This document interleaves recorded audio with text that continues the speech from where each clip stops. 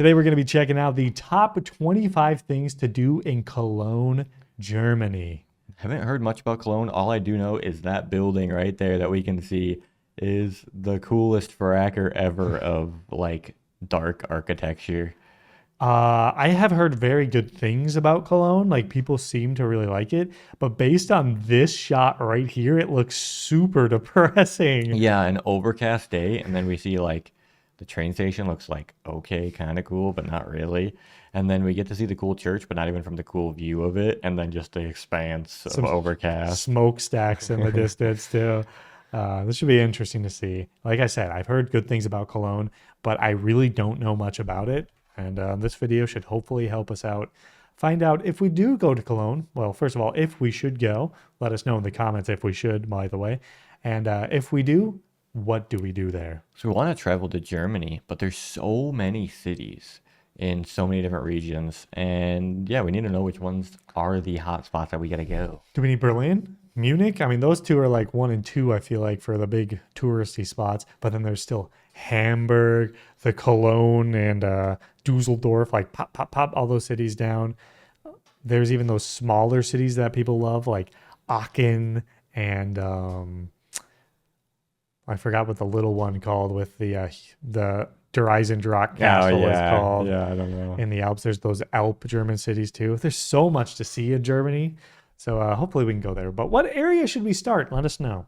Let's do it. Here we go. In this video, we'll share the top 25 things to do in Cologne. At number 1, we have the Belgian Quarter. This trendy neighborhood between Aachener Straße and Friesenplatz is a hub for art galleries, hip bars, cafes, and live music venues. The streets are named after Belgian cities, and it's a place where the city's youth gather for vibrant summer evenings. At number 2, we have the Cologne Zoo. This zoo, established in 1860, is one of the oldest and most modern animal attractions. It specializes in primates and has more than 700 species. The zoo offers staggered feeding sessions. 700? It's a lot. They specialized in primates. I wouldn't have expected that. Wow. Throughout the day for various animals, making it a full-day experience. At number 3, we have the Fragrance Museum. Located near the Rathaus, this museum is in the rooms where Eau de Cologne was invented in the 18th century. You'll get to see a 300-year-old cedar barrel and learn how cologne is made today. At number 4, we have the Rheinauhafen district. This area along the Rhine. That is absolutely crazy looking. Yeah, those buildings. These are just offices. Oh, weird. What is going on? Like, oh, that's the staircase. Yeah. Going up. The elevator. Like, what is that? Imagine working in this office. Whoa. Wow.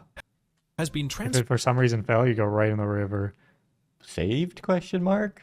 Formed into a district for digital and creative industries. The Kranhaus buildings, resembling colossal hoisting cranes, are the architectural highlights here. At number 5, we have the Hohenzollern Bridge. This bridge has become a symbol of love, with couples attaching love locks to its grating. The bridge offers a stunning view of the city and the Rhine River. At number 6, we have the Ludwig Museum. This museum near the cathedral houses an extensive collection of 20th century art, including works by Picasso and Warhol. It's a must-visit for modern art enthusiasts. At number 7, we have the Romano-Germanic Museum. Built around a Roman villa discovered during World War II, this museum showcases artifacts from ancient Cologne. The Dionysus mosaic and the 4th century Cologne cage cup are highlights. At number 8, we have... That's cool. That's just from things that they found in the area. Yeah. That's crazy that there's that much. The Wohlraf-Richartz Museum. This museum has an extensive collection of art from the Gothic period to Impressionism. Works by Dürer, Bosch, and Monet are among the many treasures here. At number 9, we have the Cologne Cathedral. This UNESCO World Heritage Site is Germany's most visited landmark. It houses the reliquary... Really?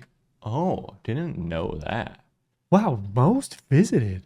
How would they like quantify that? 'Cause Berlin definitely has more tourists, right? Or is Cologne that close to... Belgium, France, Netherlands. Yeah. It's the closest one to the UK if people take the train. Yeah. Wow, maybe Cologne is a bigger tourist spot than we thought.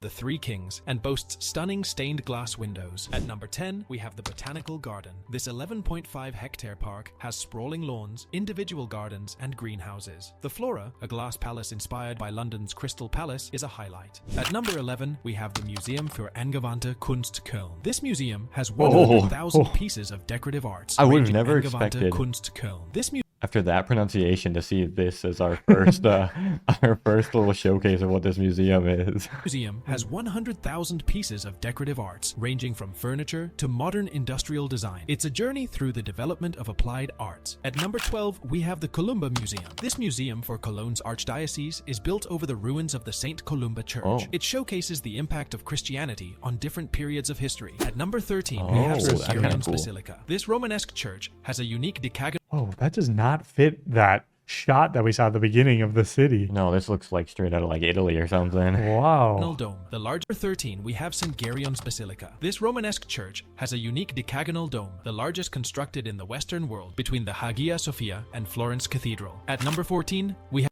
Really? So it's bigger than the Florence Cathedral because it said between the Hagia Sophia Yeah. and the Yeah, Florence so it's Cathedral? the second biggest? Whoa. Florence Cathedral is huge. Yeah. When you see it towering over the city.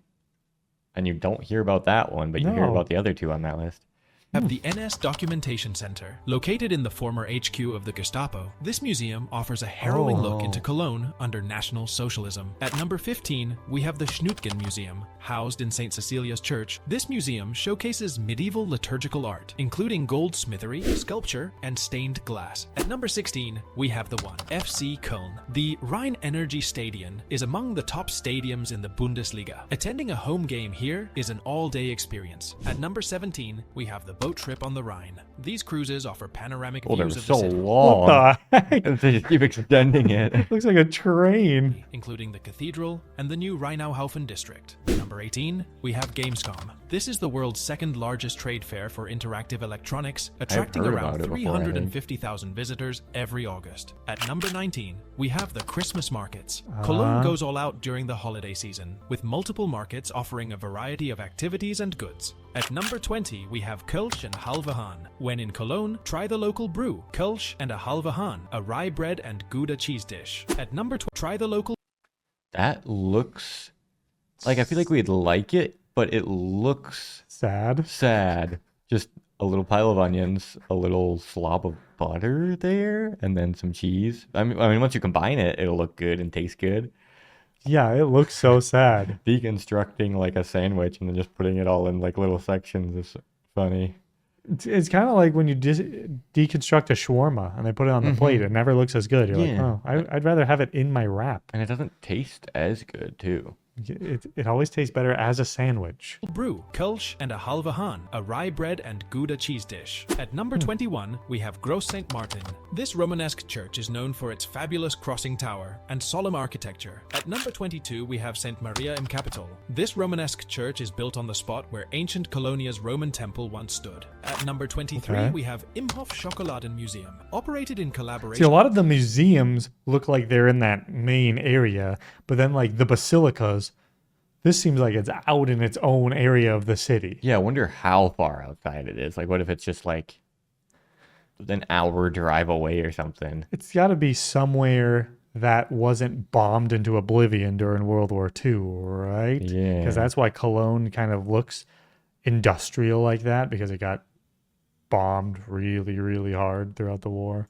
with Lint, this museum offers a balance between educational details and indulgence. At number 24, we have Cologne's Old Town. Despite being heavily damaged in World War II, the old world atmosphere still shines through on streets like Heumark and Altmark. That's cool. At number 25, we have Köln Triangle. This skyscraper Oh. offers a panoramic observation deck with photogenic views of the old town and the cathedral That's towers. cool. So that sums up my top 25 things to do in Cologne. I hope you enjoyed. If you did, All right, a lot of different regions of that city actually, like the different. You see some super modern looking things, the old town, the cathedral, the Industrial areas. yeah. So very interesting, very unique city. It looks like definitely a good spot to visit. Totally didn't expect the Roman stuff in there. So much Roman to be sprinkled throughout all of the things to do. That's very cool. And apparently, this is the most visited church in all of Germany. And then that basilica is one of the biggest Roman style cathedrals in Europe. Impressive stuff for a city that you don't hear about all the time as the place to go, but maybe I guess it is. Maybe we're just out of the loop. Maybe we're just living under a rock. I mean, in a sense, aren't we all? Yeah, I mean, we're on top of a rock Yeah. known as earth. We're in like a concrete box. Is concrete a type of rock? We're inside of a rock. Yeah, that would be some sort of rock creation. All right, thanks for watching, everybody. We'll see you in the next one. Let us know more Germany stuff to check out down in the comments below. And bye. Bye.